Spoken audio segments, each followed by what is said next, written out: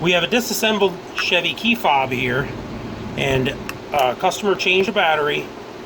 The battery was dead, but they broke the connectors here. They broke where it connects. And even though it's broken, we were able to solder it back down, put a little pile of solder. I just didn't think about recording that part.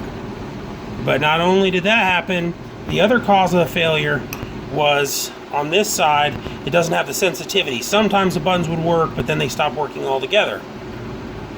And you can see these got torn. But the way these work is these conduct electricity. These little black buttons, I don't know if you can see that. Those little black buttons conduct electricity, and when you push down, it conducts across these and completes the circuit between those little lines there. So what we're going to do is we're going to take little pieces of aluminum foil and glue them down inside of the buttons. And it doesn't have to be very good or pretty. It's on the inside, but we're going to glue it down just like that and do all the buttons, and we'll show you how good it works. Okay, we got all the pieces glued in over the buttons, so when you push down on the button, it pushes forward and it should contact these.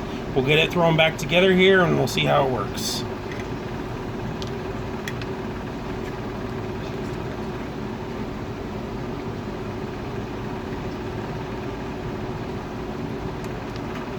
There we go. Let's see. And it works perfectly. Let's see remote start. There it goes. Remote start and everything.